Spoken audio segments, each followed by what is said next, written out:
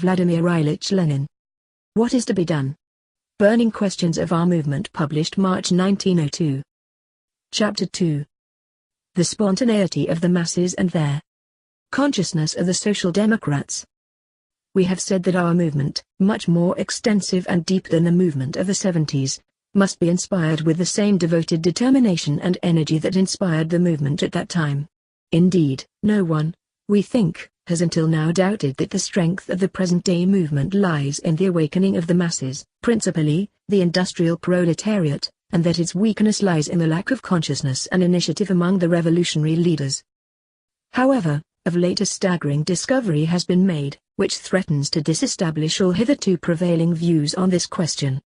This discovery was made by reboche idealo, which in its polemic with the Squanzaria did not confine itself to making objections on separate points, but tried to ascribe general disagreements to a more profound cause, to the different appraisals of the relative importance of the spontaneous and consciously methodical element. Reboche idealo formulated its indictment as a belittling of the significance of the objective or the spontaneous element of development.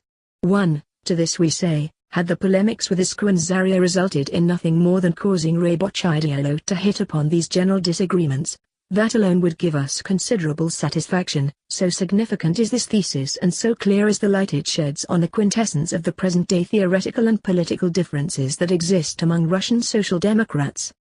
For this reason the question of the relation between consciousness and spontaneity is of such enormous general interest, and for this reason the question must be dealt with in great detail. A. The beginning of the spontaneous upsurge. In the previous chapter we pointed out how universally absorbed the educated youth of Russia was in the theories of Marxism in the middle of the 90s. In the same period the strikes that followed the famous St. Petersburg Industrial War of 1896 assumed a similar general character. Their spread over the whole of Russia clearly showed the depth of the newly awakening popular movement, and if we are to speak of the spontaneous element then, of course, it is this strike movement which, first and foremost, must be regarded as spontaneous. But there is spontaneity and spontaneity. Strikes occurred in Russia in the 70s and 60s, and even in the first half of the 19th century, and they were accompanied by the spontaneous destruction of machinery, etc. Compared with these revolts, the strikes of the 90s might even be described as conscious. To such an extent do they mark the progress which the working class movement made in that period. This shows that the spontaneous element, in essence, represents nothing more nor less than consciousness in an embryonic form. Even the primitive revolts expressed the awakening of consciousness to a certain extent. The workers were losing their age-long faith in the permanence of the system which oppressed them and began, I shall not say to understand, but to sense the necessity for collective resistance, definitely abandoning their slavish submission to the authorities. But this was, nevertheless, more in the nature of outbursts of desperation and vengeance than of struggle. The strikes of the 90s revealed far greater flashes of consciousness. Definite demands were advanced. The strike was carefully timed, known cases and instances in other places were discussed, etc. The revolts were simply the resistance of the oppressed, whereas the systematic strikes represented the class struggle in embryo, but only in embryo. Taken by themselves, these strikes were simply trade union struggles, not yet social democratic struggles. They marked the awakening antagonisms between workers and employers, but the workers were not, and could not be, conscious of the irreconcilable antagonism of their interests to the whole of the modern political and social system, that is, theirs was not yet social democratic consciousness. In this sense, the strikes of the 90s, despite the enormous progress they represented as compared with the revolts, remained a purely spontaneous movement. We have said that there could not have been social democratic consciousness among the workers. It would have to be brought to them from without. The history of all countries shows that the working class, exclusively by its own effort, is able to develop only trade union consciousness, that is, the conviction that it is necessary to combine in unions, fight the employers, and strive to compel the government to pass necessary labor legislation, etc. 2. The theory of socialism, however, grew out of the philosophic, historical, and economic theories elaborated by educated representatives of the propertied classes, by intellectuals. By their social status the founders of modern scientific socialism, Marx and Engels, themselves belonged to the bourgeois intelligentsia. In the very same way, in Russia, The theoretical doctrine of social democracy arose altogether independently of the spontaneous growth of the working class movement. It arose as a natural and inevitable outcome of the development of thought among the revolutionary socialist intelligentsia. In the period under discussion, the middle 90s, this doctrine not only represented the completely formulated program of the emancipation of labor group, but had already won over to its side the majority of the revolutionary youth in Russia. Hence, we had both a spontaneous awakening of the working masses, their awakening to conscious life and conscious struggle, and a revolutionary youth, armed with social democratic theory and straining towards the workers. In this connection it is particularly important to state the oft-forgotten, and comparatively little known, fact that, although the early social democrats of that period zealously carried on economic agitation, being guided in this activity by the truly useful indications contained in the pamphlet on agitation, 27, then still in manuscript, they did not regard this as their sole task. On the contrary, from the very beginning they set for Russian social democracy the most far-reaching historical tasks, in general, and the task of overthrowing the autocracy, in particular. Thus, towards the end of 1895, the St. Petersburg group of Social Democrats, which founded the League of Struggle for the Emancipation of the Working Class, prepared the first issue of a newspaper called Rabochye Dielo.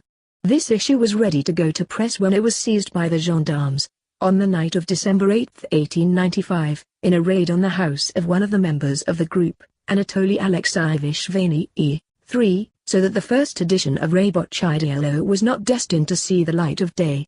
The leading article in this issue, which perhaps 30 years hence some Rushkasterina 28, will unearth in the archives of the Department of Police, outlined the historical tasks of the working class in Russia and placed the achievement of political liberty at their head.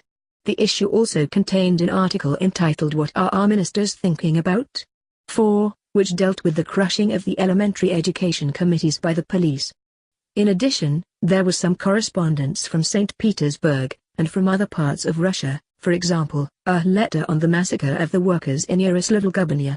This, first effort, if we are not mistaken, of the Russian Social Democrats of the 90s was not a purely local, or less still, economic, newspaper, but one that aimed to unite the strike movement with the revolutionary movement against the autocracy, and to win over to the side of social democracy all who were oppressed by the policy of reactionary obscurantism. No one in the slightest degree acquainted with the state of the movement at that period could doubt that such a paper would have met with warm response among the workers of the capital and the revolutionary intelligentsia and would have had a wide circulation. The failure of the enterprise merely showed that the Social Democrats of that period were unable to meet the immediate requirements of the time owing to their lack of revolutionary experience and practical training. This must be said, too, with regard to the S. Peterburgsky Rabochye Listok 29, and particularly with regard to Rabochye Gazetu and the Manifesto of the Russian Social Democratic Labour Party, founded in the spring of 1898. Of course, we would not dream of blaming the Social Democrats of that time for this unpreparedness. But in order to profit from the experience of that movement, and to draw practical lessons from it, we must thoroughly understand the causes and significance of this or that shortcoming. It is therefore highly important to establish the fact that a part, perhaps even a majority, of the Social Democrats, active in the period of 1895-98, justly considered it possible even then, at the very beginning of the spontaneous movement, to come forward with a most extensive program and a militant tactical line. 5. Lack of training of the majority of the revolutionaries, an entirely natural phenomenon, could not have roused any particular fears. Once the tasks were correctly defined, once the energy existed for repeated attempts to fulfill them, temporary failures represented only part misfortune. Revolutionary experience and organizational skill are things that can be acquired, provided the desire is that to acquire them, provided the shortcomings are recognized, which in revolutionary activity is more than halfway towards their removal. But what was only part misfortune became full misfortune when this consciousness began to grow dim. It was very much alive among the members of the groups mentioned, when there appeared people, and even social democratic organs, that were prepared to regard shortcomings as virtues, that even tried to invent a theoretical basis for their slavish cringing before spontaneity. It is time to draw conclusions from this trend, the content of which is incorrectly and too narrowly characterized as economism. B. Bowing to spontaneity. Rabochye Misl. Before dealing with the literary manifestation of this subservience to spontaneity, we should like to note the following characteristic fact, communicated to us from the above-mentioned source, which throws light on the conditions in which the two future conflicting trends in Russian social democracy arose and grew among the comrades working in St. Petersburg. In the beginning of 1897, just prior to their banishment, A. Vaniev and several of his comrades attended a private meeting 30, at which old and young members of the League of Struggle for the Emancipation of the Working Class gathered.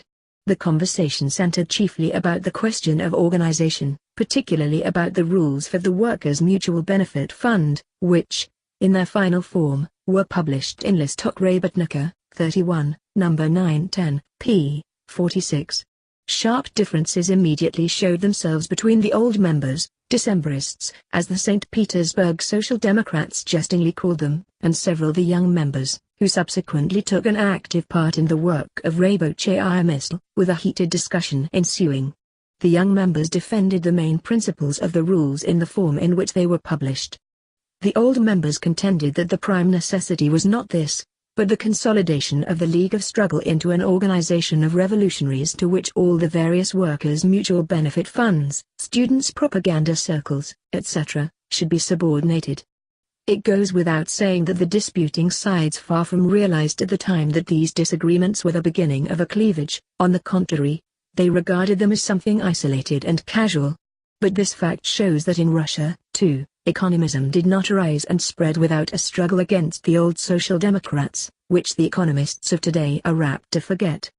And if, in the main, this struggle has not left documentary traces behind it, it is solely because the membership of the circles then functioning underwent such constant change that no continuity was established and, consequently, differences in point of view were not recorded in any documents. The founding of Rabochaya Misl brought economism to the light of day, but not at one stroke. We must picture to ourselves concretely the conditions for activity in the short-lived character of the majority of the Russian study circles, a thing that is possible only for those who have themselves experienced it, in order to understand how much there was of the fortuitous in the successes and failures of the new trend in various towns, and the length of time during which neither the advocates nor the opponents of the new could make up their minds, and literally had no opportunity of so doing, as to whether this really expressed a distinct trend or merely the lack of training of certain individuals. For example, the first mimeographed copies of Rabochaya Misl never reached the great majority of social democrats, and if we are able to refer to the leading article in the first number, it is only because it was reproduced in an article by V.I. 32, Listok Rabotnika, No. 910, p. 47, etc., who, of course, did not fail to extol with more zeal than reason the new paper, which was so different from the papers and projects for papers mentioned above. 6. It is well worth dwelling on this leading article because it brings out in bold relief the entire spirit of Rabochaya Misl and economism generally. After stating that the arm of the Bluecoats, 7, could never halt the progress of the working class movement, the leading article goes on to say, the virility of the working class movement is due to the fact that the workers themselves are at last taking their fate into their own hands, and out of the hands of the leaders. This fundamental thesis is then developed in greater detail. Actually, the leaders, that is, the Social Democrats, the organizers of the League of Struggle, were, one might say, torn out of the hands of the workers, 8, by the police, yet it is made to appear that the workers were fighting against the leaders and liberated themselves from their yoke. Instead of sounding the call to go forward towards the consolidation of the revolutionary organization and the expansion of political activity, the call was issued for a retreat to the purely trade union struggle. It was announced that the economic basis of the movement is eclipsed by the effort never to forget the political ideal, and that the watchword for the working class movement was struggle for economic conditions, or, better still, the workers for the workers. It was declared that strike funds are more valuable to the movement than 100 other organizations. Compare this statement made in October 1897, with the polemic between the Decembrists and the young members in the beginning of 1897, etc. Catchwords like "we must concentrate, not on the cream of the workers, but on the average, mass worker, politics always obediently follows economics, 9, etc., etc., became the fashion, exercising an irresistible influence upon the masses of the youth who were attracted to the movement but who, in the majority of cases, were acquainted only with such fragments of Marxism as were expounded in legally appearing publications. Political consciousness was completely overwhelmed by spontaneity, the spontaneity of the Social Democrats who repeated Mr. V.'s ideas, the spontaneity of those workers who were carried away by the arguments that a kopeck added to a ruble was worth more than any socialism or politics, and that they must fight, knowing that they are fighting, not for the sake of some future generation, but for themselves and their children. Leader in Reboche Number 1. Phrases like these have always been a favorite weapon of the West European bourgeois, who, in their hatred for socialism, strove, like the German Sozialpolitiker Hirsch, to transplant English trade unionism to their native soil and to preach to the workers that by engaging in the purely trade union struggle they would be fighting for themselves and for their children, and not for some future generations with some future socialism. And now the V.'s of Russian social democracy have set about repeating these bourgeois phrases. It is important at this point to note 3 circumstances that will be useful to our further analysis of contemporary differences. 11. We emphasize the word contemporary for the benefit of those who may pharisically shrug their shoulders and say, it is easy enough to attack Reboche now, but is not all this ancient history? Mutato nomendat fabula narrata, change the name and the tale is about you, ed., is our answer to such contemporary Pharisees, whose complete subjection to the ideas of Reboche will be proved further on. Lenin. In the first place, the overwhelming of political consciousness by spontaneity, to which we referred above, also took place spontaneously. This may sound like a pun, but, alas, it is the bitter truth. It did not take place as a result of an open struggle between 2 diametrically opposed points of view, in which one triumphed over the other.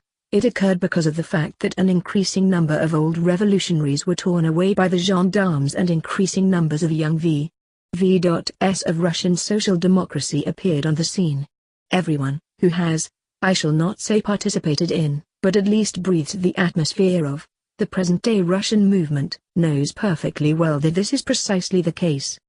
And if, nevertheless, we insist strongly that the reader be fully clear on this generally known fact, if we cite, for explicitness, as it were, the facts of the first edition of Reboche and of the polemic between the old and the young at the beginning of 1897, we do this because the people who vaunt their democracy speculate on the ignorance of these facts on the part of the broad public, or of the very young generation. We shall return to this point further on. Secondly, in the very first literary expression of economism we observe the exceedingly curious phenomenon, highly characteristic for an understanding of all the differences prevailing among present-day social democrats, that the adherents of the labor movement pure and simple, worshippers of the closest organic contacts, Reboche term, with the proletarian struggle, opponents of any non-worker intelligentsia, even a socialist intelligentsia, are compelled, in order to defend their positions, to resort to the arguments of the bourgeois trade unionists. This shows that from the very outset Reboche began, unconsciously, to implement the program of the Credo. This shows, something Reboche cannot grasp, that all worship of the spontaneity of the working class movement, all belittling of the role of the conscious element, of the role of social democracy, means, quite independently of whether he who belittles the troll desires it or not, a strengthening of the influence of bourgeois ideology upon the workers. All those who talk about overrating the importance of ideology, 12, about exaggerating the role of the conscious element, 13, etc., imagine that the labor movement pure and simple can elaborate, and will elaborate, an independent ideology for itself, if only the workers wrest their fate from the hands of the leaders. But this is a profound mistake. To supplement what has been said above, we shall quote the following profoundly true and important words of Karl Kautsky on the new draft program of the Austrian Social Democratic Party, 14. Many of our revisionist critics believe that Marx asserted that economic development and the class struggle create, not only the conditions for socialist production, but also, and directly, the consciousness, K.S. italics, of its necessity. And these critics assert that England, the country most highly developed capitalistically, is more remote than any other from this consciousness. Judging by the draft, one might assume that this allegedly orthodox Marxist view, which is thus refuted, was shared by the committee that drafted the Austrian program. In the draft program it is stated, the more capitalist development increases the numbers of the proletariat, the more the proletariat is compelled and becomes fit to fight against capitalism. The proletariat becomes conscious of the possibility and of the necessity for socialism. In this connection, socialist consciousness appears to be a necessary and direct result of the proletarian class struggle. But this is absolutely untrue. Of course, socialism, as a doctrine, has its roots in modern economic relationships just as the class struggle of the proletariat has, and, like the latter, emerges from the struggle against the capitalist-created poverty and misery of the masses. But socialism and the class struggle arise side by side and not one out of the other, each arises under different conditions. Modern socialist consciousness can arise only on the basis of profound scientific knowledge. Indeed, modern economic science is as much a condition for socialist production as, say, modern technology, and the proletariat can create neither the one nor the other, no matter how much it may desire to do so. Both arise out of the modern social process. The vehicle of science is not the proletariat, but the bourgeois intelligentsia, K.S. italics. It was in the minds of individual members of this stratum that modern socialism originated, and it was they who communicated it to the more intellectually developed proletarians who, in their turn, introduce it into the proletarian class struggle where conditions allow that to be done. Thus, socialist consciousness is something introduced into the proletarian class struggle from without, von außen hineingetragen, and not something that rose within it spontaneously, sich. Accordingly, the old Heinfeld program quite rightly stated that the task of social democracy is to imbue the proletariat, literally, saturate the proletariat, with the consciousness of its position and the consciousness of its task. There would be no need for this if consciousness arose of itself from the class struggle. The new draft copied this proposition from the old program, and attached it to the proposition mentioned above. But this completely broke the line of thought. Since there can be no talk of an independent ideology formulated by the working masses themselves in the process of their movement, 15, this does not mean, of course, that the workers have no part in creating such an ideology. They take part, however, not as workers, but as socialist theoreticians, as Proudhons and Belittling.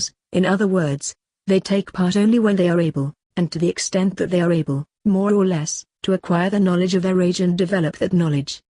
But in order that working men may succeed in this more often, every effort must be made to raise the level of the consciousness of the workers in general. It is necessary that the workers do not confine themselves to the artificially restricted limits of literature for workers, but that they learn to an increasing degree to master general literature. It would be even truer to say are not confined, instead of do not confine themselves, because the workers themselves wish to read and do read all that is written for the intelligentsia, and only a few, bad, intellectuals believe that it is enough for workers to be told a few things about factory conditions and to have repeated to them over and over again what has long been known. Lenin: the only choice is, either bourgeois or socialist ideology. There is no middle course, for mankind has not created a third ideology, and, moreover, in a society torn by class antagonisms there can never be a non-class or an above-class ideology. Hence, to belittle the socialist ideology in any way, to turn aside from it in the slightest degree means to strengthen bourgeois ideology. There is much talk of spontaneity. But the spontaneous development of the working class movement leads to its subordination to bourgeois ideology, to its development along the lines of the Credo program, for the spontaneous working class movement is trade unionism, is Nergewerkschaftlerei, and trade unionism means the ideological enslavement of the workers by the bourgeoisie. Hence, our task, the task of social democracy, is to combat spontaneity, to divert the working class movement from this spontaneous, trade unionist striving to come under the wing of the bourgeoisie, and to bring it under the wing of revolutionary social democracy. The sentence employed by the authors of The Economist letter published in Iskra, No. 12, that the efforts of the most inspired ideologists fail to divert the working class movement from the path that is determined by the interaction of the material elements and the material environment is therefore tantamount to renouncing socialism. If these authors were capable of fearlessly, consistently, and thoroughly considering what they say, as everyone who enters the arena of literary and public activity should be, there would be nothing left for them but to fold their useless arms over their empty breasts and surrender the field of action to the Struves and Prokopoviches, who are dragging the working class movement along the line of least resistance, that is, along the line of bourgeois trade unionism, or to the Zubatoofs, who are dragging it along the line of clerical and gendarme ideology. Let us recall the example of Germany. What was the historic service Lassalle rendered to the German working class movement? It was that he diverted the movement from the path of progressionist trade unionism and cooperativism towards which it had been spontaneously moving, with the benign assistance of Schulz Delitzsch and his like. To fulfill such a task it was necessary to do something quite different from talking of underrating the spontaneous element, of tactics as process, of the interaction between elements and environment, etc. A fierce struggle against spontaneity was necessary, and only after such a struggle, extending over many years, was it possible, for instance, to convert the working population of Berlin from a bulwark of the Progressionist Party into one of the finest strongholds of social democracy. This struggle is by no means over even today, as might seem to those who learn the history of the German movement from Prokopovich, and its philosophy from Struve. Even now the German working class is, so to speak, split up among a number of ideologies. A section of the workers is organized in Catholic and monarchist trade unions, another section is organized in the Hirschdunke 33 unions, founded by the bourgeois worshippers of English trade unionism. The third is organized in social democratic trade unions. The last named group is immeasurably more numerous than the rest, but the social democratic ideology was able to achieve this superiority, and will be able to maintain it, only in an unswerving struggle against all other ideologies. But why, the reader will ask, does the spontaneous movement, the movement along the line of least resistance, lead to the domination of bourgeois ideology? For the simple reason that bourgeois ideology is far older in origin than socialist ideology, that it is more fully developed, and that it has at its disposal immeasurably more means of dissemination. 16. It is often said that the working class spontaneously gravitates towards socialism.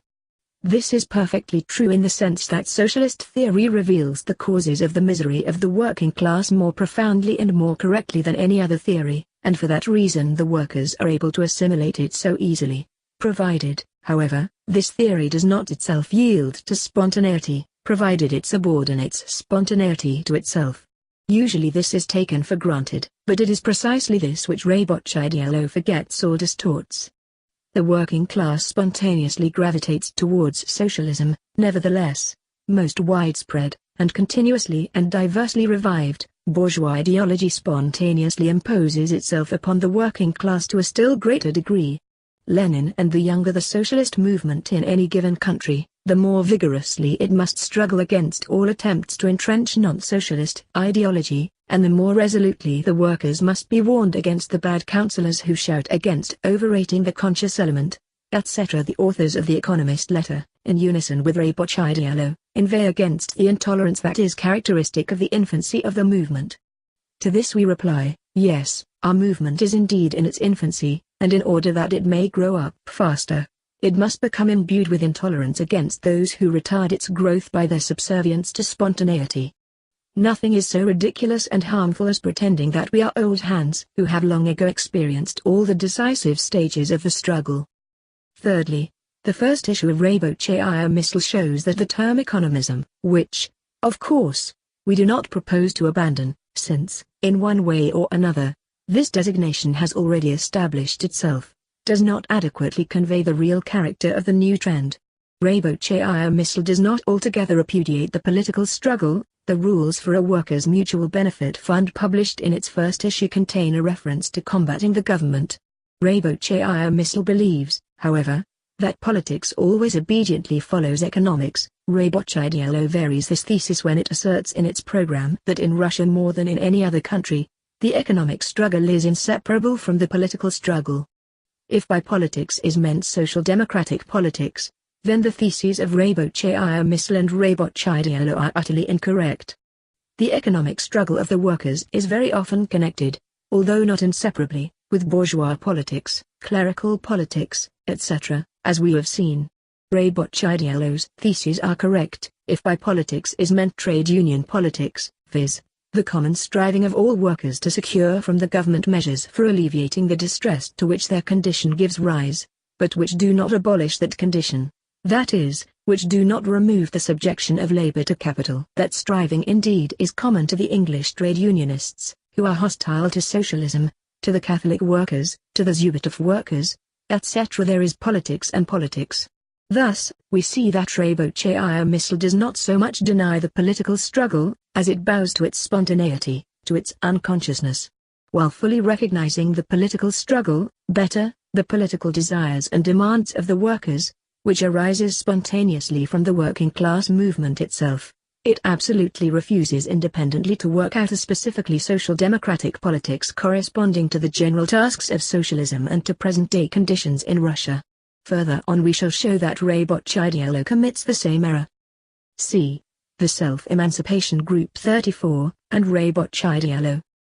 We have dealt at such length with the little-known and now almost forgotten leading article in the first issue of Rabo-Chaya Misl because it was the first and the most striking expression of that general stream of thought which afterwards emerged into the light of day in innumerable streamlets.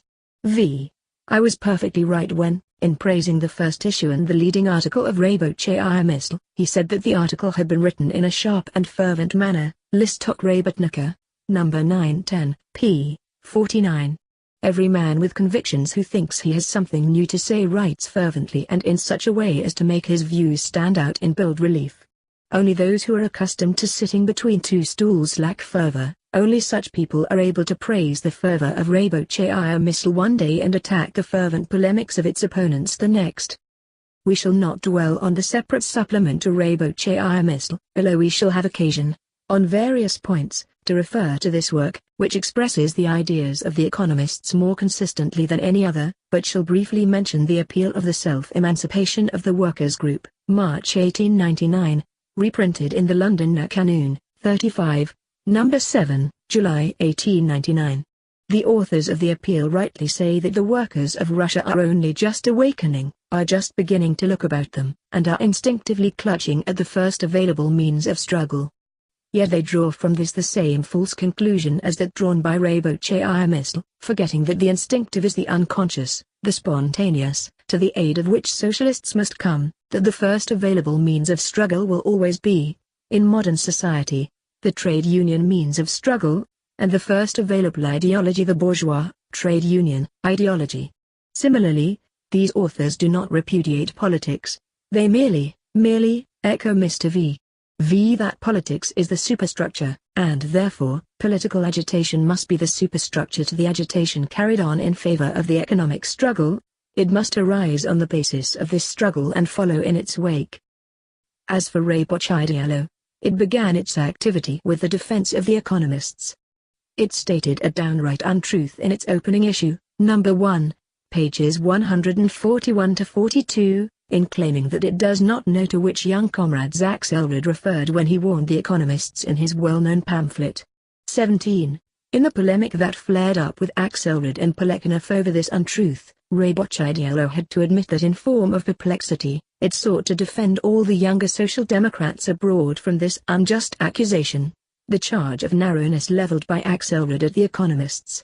In reality this accusation was completely justified, and Rabo-Chaya knew perfectly well that, among others, it applied also to V.I., a member of its editorial board. Let me note in passing that in this polemic Axelrod was entirely right and Rabo-Chaya entirely wrong in their respective interpretations of my pamphlet The Tasks of the Russian Social Democrats. 18. The pamphlet was written in 1897, before the appearance of Rabo-Chaya Misl, when I thought, rightly, that the original tendency of the St. Petersburg League of Struggle, which I characterized above, was dominant. And this tendency was dominant at least until the middle of 1898. Consequently, Rabo-Chaya had no right whatever, in its attempt to deny the existence and danger of economism, to refer to a pamphlet that expressed views forced out by economist views in St. Petersburg in 1897-98. 19. But Rabo-Chaya not only defended the economists, it itself constantly fell into their fundamental errors. The source of this confusion is to be found in the ambiguity of the interpretation given to the following thesis of the Rabo-Chaya program. We consider that the most important phenomenon of Russian life, the one that will mainly determine the tasks, our italics, and the character of the publication activity of the Union, is the mass working class movement, italics, which has arisen in recent years. That the mass movement is a most important phenomenon is a fact not to be disputed. But the crux of the matter is, how is one to understand the statement that the mass working class movement will determine the tasks? It may be interpreted in one of two ways. Either it means bowing to the spontaneity of this movement, that is, reducing the role of social democracy to mere subservience to the working class movement as such, the interpretation of Rabotchaiism, the self-emancipation group, and other economists, or it means that the mass movement places before us new theoretical, political, and organizational tasks, far more complicated than those that might have satisfied us in the period before the rise of the mass movement. Rabotchaiism inclined and still inclines towards the first interpretation, for it has said nothing definite about any new tasks, but has argued constantly as through the mass movement relieves us of the necessity of clearly understanding and fulfilling the tasks it sets before us. We need only point out that Rabotchaiism considered that it was impossible to set the overthrow of the autocracy as the first task of the mass working class movement, and that it degraded this task, in the name of the mass movement, to that of a struggle for immediate political demands. Reply, p. 25. We shall pass over the article by B. Krajewski, editor of Rabotchaiism, entitled The Economic and the Political Struggle in the Russian Movement, published in number 7 of that paper, in which these very mistakes 20 are repeated, and proceed directly to Rabotchaiism. Number 10. We shall not, of course, enter in detail into the various objections raised by Krajewski and Martinov against Zarya and Iskra. We are here interested solely in the basis of principles on which Rabotchaiism, in its 10th issue, took its stand. Thus, we shall not examine the strange fact that Rabotchaiism saw a diametrical contradiction between the proposition. Social democracy does not tie its hands. It does not restrict its activities to some one preconceived plan or method of political struggle. It recognizes all means of struggle as long as they correspond to the forces at the disposal of the party, etc. Iskra, number 121. And the proposition. Without a strong organization skilled in waging political struggle under all circumstances and at all times, there can be no question of that systematic plan of action, illumined by firm principles and steadfastly carried out, which alone is worthy of the name of tactics. Iskra, number 4. 22.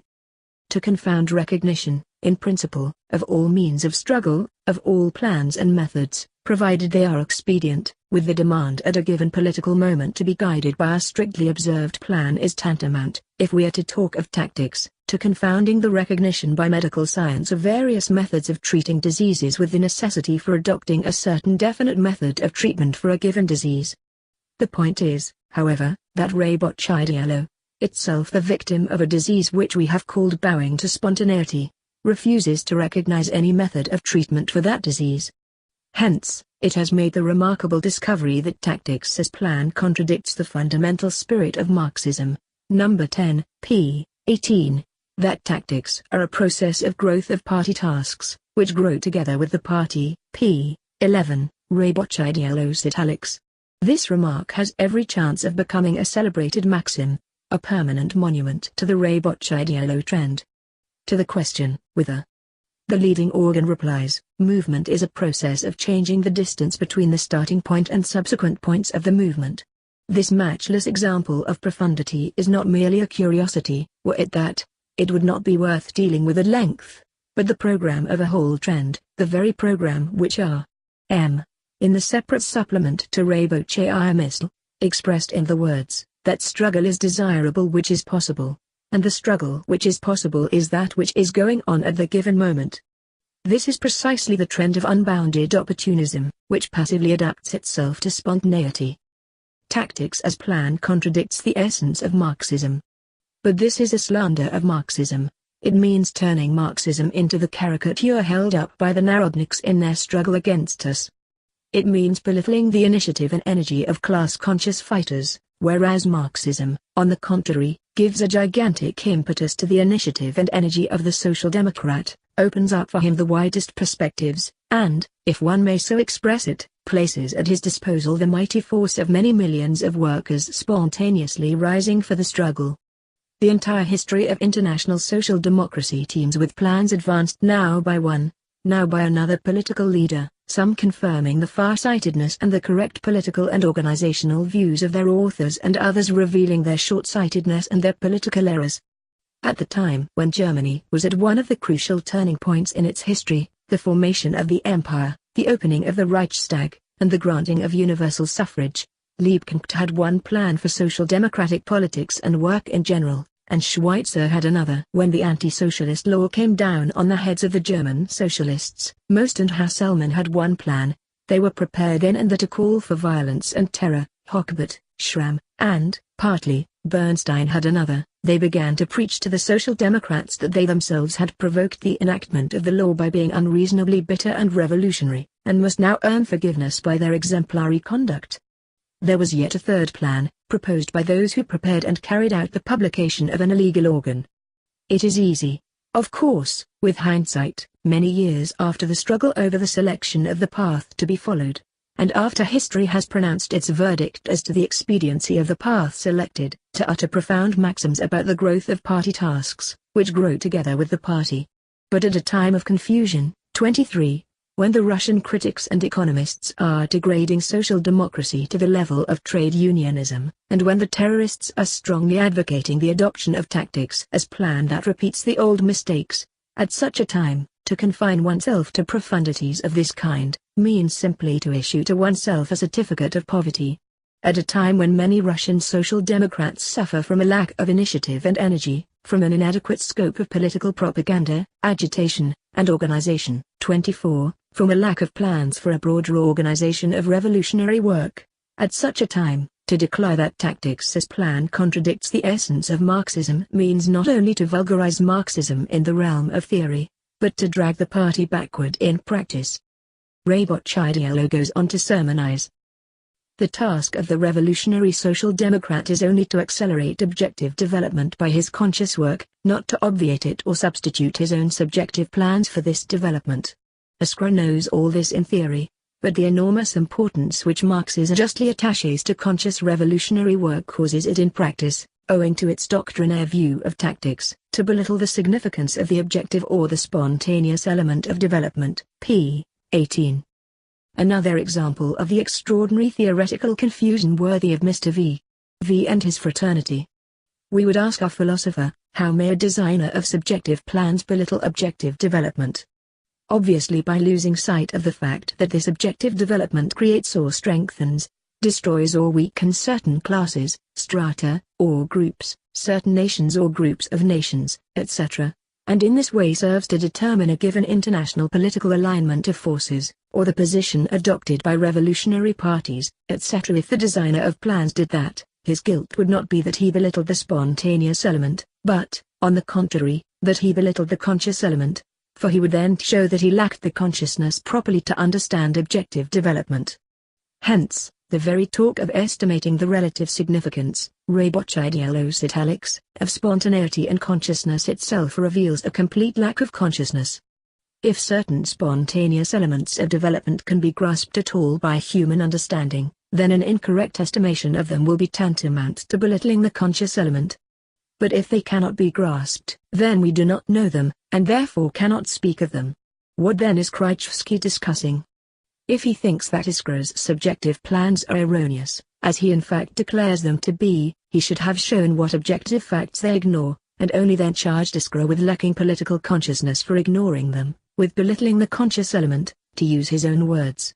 If, however, displeased with subjective plans, he can bring forward no argument other than that of belittling the spontaneous element, he merely shows, 1. That, theoretically, he understands Marxism a Lakoff and Mkhwylowski, who have been sufficiently ridiculed by Beltov, 36, and, 2, that, practically, he is quite satisfied with the spontaneous elements of development that have drawn our legal Marxists towards Bernsteinism and our social democrats towards economism, and that he is full of wrath against those who have determined at all costs to divert Russian social democracy from the path of spontaneous development. Further, there follow things that are positively droll. Just as human beings will reproduce in the old-fashioned way despite all the discoveries of natural science, so the birth of a new social order will come about, in the future too. mainly as a result of elemental outbursts, despite all the discoveries of social science and the increase in the number of conscious fighters. p. 19. Just as our grandfathers in their old-fashioned wisdom used to say, anyone can bring children into the world, so today the modern socialists, our Nazis Duprel 37, say in their wisdom, anyone can participate in the spontaneous birth of a new social order. We too hold that anyone can. All that is required for participation of that kind is to yield to economism when economism reigns and to terrorism when terrorism arises.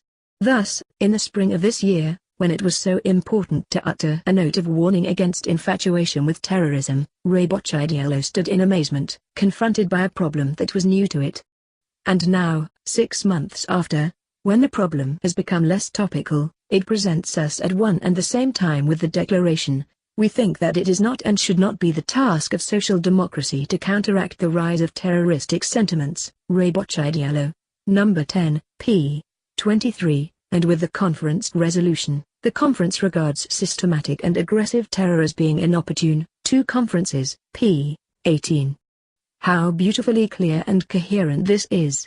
Not to counteract, but to declare inopportune, and to declare it in such a way that unsystematic and defensive terror does not come within the scope of the resolution. It must be admitted that such a resolution is extremely safe and is fully insured against error, just as a man who talks, but says nothing, ensures himself against error. All that is needed to frame such a resolution is an ability to keep at the tail end of the movement. When Iskra ridiculed Ray Bocciadiello for declaring the question of terror to be new, 25, the latter angrily accused Iskra of having the incredible effrontery to impose upon the party organization solutions of tactical questions proposed by a group of emigrant writers more than 15 years ago. p. 24. Effrontery. Indeed, and what an overestimation of the conscious element, first to resolve questions theoretically beforehand, and then to try to convince the organization, the party, and the masses of the correctness of this solution. 26.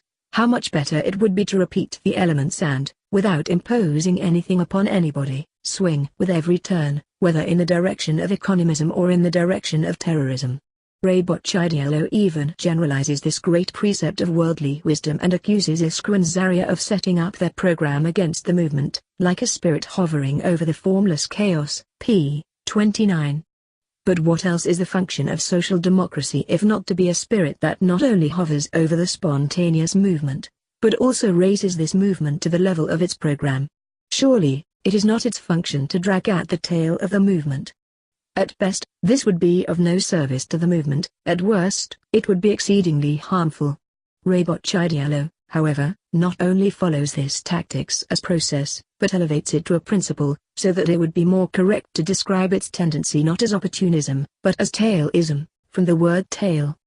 And it must be admitted that those who are determined always to follow behind the movement and be its tail are absolutely and forever guaranteed against belittling the spontaneous element of development. And so, we have become convinced that the fundamental error committed by the new trend in Russian social democracy is its bowing to spontaneity and its failure to understand that the spontaneity of the masses demands a high degree of consciousness from us social democrats. The greater the spontaneous upsurge of the masses and the more widespread the movement, the more rapid, incomparably so, the demand for greater consciousness in the theoretical, political and organizational work of social democracy. The spontaneous upsurge of the masses in Russia proceeded, and continues, with such rapidity that the young social democrats proved unprepared to meet these gigantic tasks. This unpreparedness is our common misfortune, the misfortune of all Russian social democrats. The upsurge of the masses proceeded and spread with uninterrupted continuity. It not only continued in the places where it began, but spread to new localities and to new strata of the population. Under the influence of the working class movement, there was a renewed ferment among the student youth, among the intellectuals generally, and even among the peasantry. Revolutionaries, however, lagged behind this upsurge, both in their theories and in their activity. They failed to establish a constant and continuous organization capable of leading the whole movement. In Chapter 1, we established that Ray Bocciadiello belittled our theoretical tasks and that it spontaneously repeated the fashionable catchword freedom of criticism, Those who repeated this catchword lacked the consciousness to understand that the positions of the opportunist critics and those of the revolutionaries in Germany and in Russia are diametrically opposed. In the following chapters, we shall show how this bowing to spontaneity found expression in the sphere of the political tasks and in the organizational work of social democracy.